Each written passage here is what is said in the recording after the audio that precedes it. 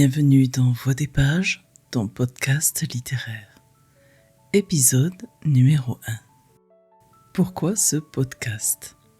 Eh bien parce que c'est à travers les mots que les auteurs, tels des peintres de l'âme, esquissent des univers lointains où vont résonner nos émotions. Et dans le bruissement des pages qui se tournent, naît un dialogue silencieux. Chaque histoire est un pont entre les cœurs, un partage qui unit les époques et les esprits dans une conversation intemporelle. Ouvrir un livre, c'est ouvrir un trésor où sont cachées des richesses de cultures diverses qui vont enrichir notre perception du monde et élargir notre horizon. Alors oui, chaque page d'un livre mérite d'être savourée à sa juste valeur et chaque page compte dans notre voyage littéraire. Lire, c'est une exploration sans fin, une source d'inspiration, une révélation. Ensemble, j'aimerais ainsi que nous célébrions la puissance transformatrice de la littérature.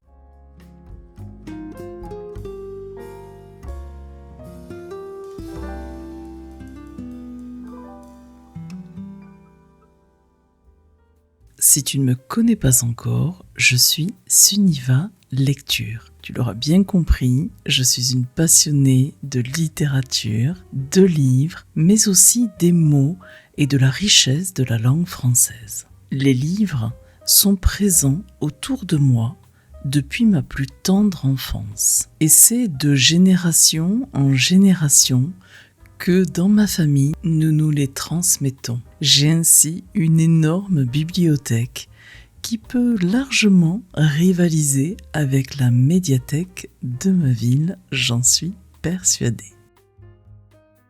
Ce podcast, Voix des pages, c'est l'occasion du coup pour moi de te faire rentrer dans mon univers. Que tu sois comme moi, un passionné ou une passionnée, ou simple novice, j'aimerais pouvoir t'apporter cette passion, cet amour que j'ai des mots, des livres, de cette culture littéraire et te donner l'envie, le désir d'aller un peu plus loin dans la lecture. En effet, plus que de te donner une simple critique de mes lectures, j'aimerais te faire voyager avec moi à travers les mots. Tu sais, l'analyse un petit peu entre les lignes de ce qu'on peut lire dans les livres.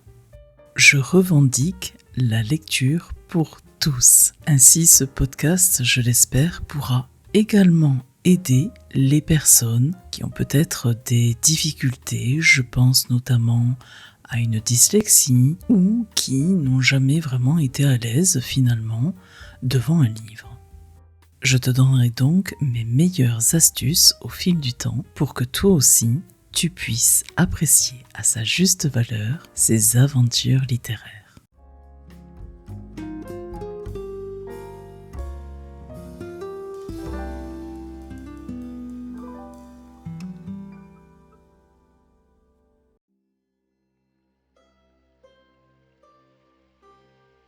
Je te propose de commencer par une lecture d'Yves Violier, Le marié de la Saint-Jean.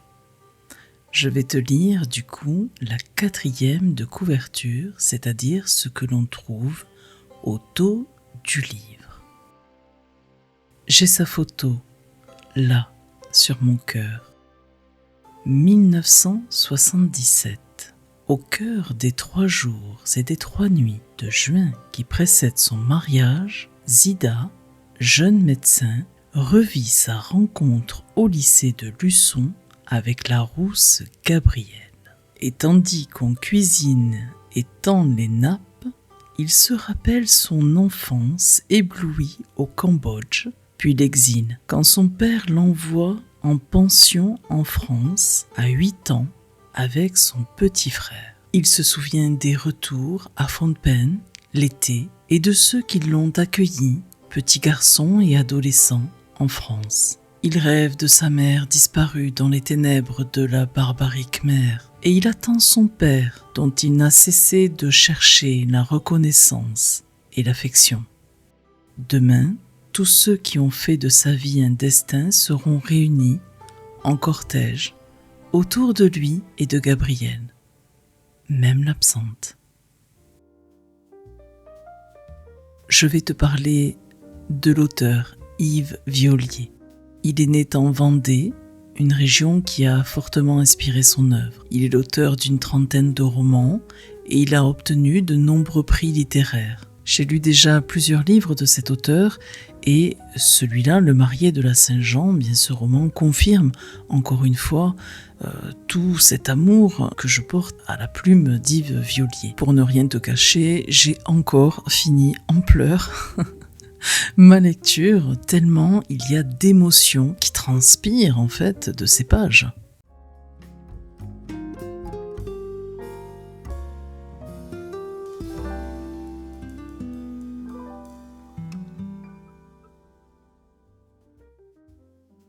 Alors justement, je te parlais tout à l'heure d'analyse entre les lignes, et c'est ce que je vais faire maintenant en me penchant un peu plus sur l'épigraphe.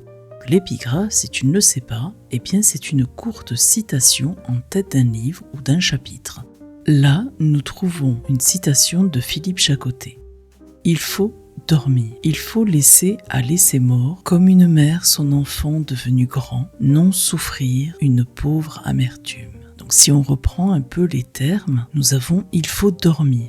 Et ici, c'est une métaphore de la mort et du repos éternel. Alors cela peut symboliser la paix et la résignation face à la perte, face au deuil.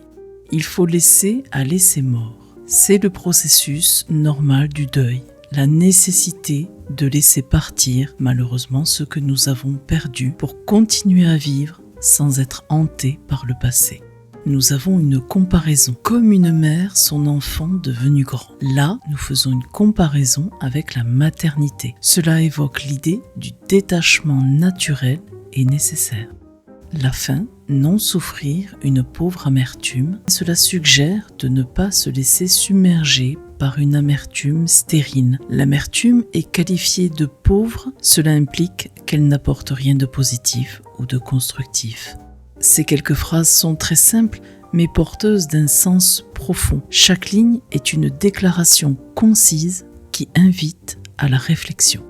La répétition aussi du terme « il faut » crée du rythme et une insistance qui souligne l'importance des actions recommandées. L'épigraphe de Philippe Chacoté, avec sa simplicité poétique, apporte une profondeur émotionnelle dès le début du roman. Elle prépare ainsi le lecteur à aborder des thèmes potentiellement douloureux avec une perspective de sérénité et d'acceptation. Cela renforce aussi l'idée que la littérature peut servir de guide pour naviguer dans les expériences humaines universelles telles que la perte et le deuil.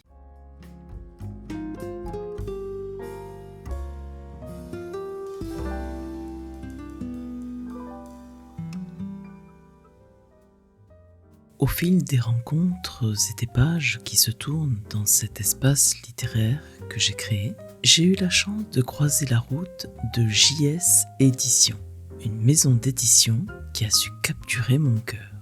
JS Éditions n'est pas seulement une maison indépendante, c'est un phare pour les voix souvent oubliées ou ignorées.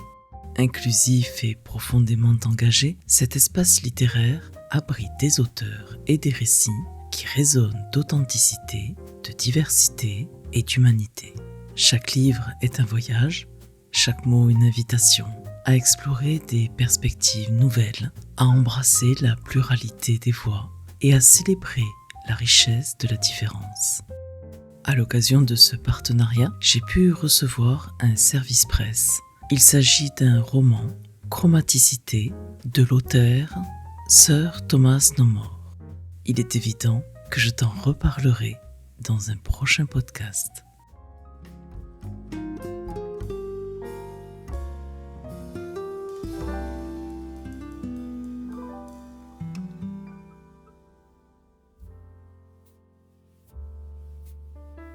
ce premier épisode de Voix des pages touche à sa fin.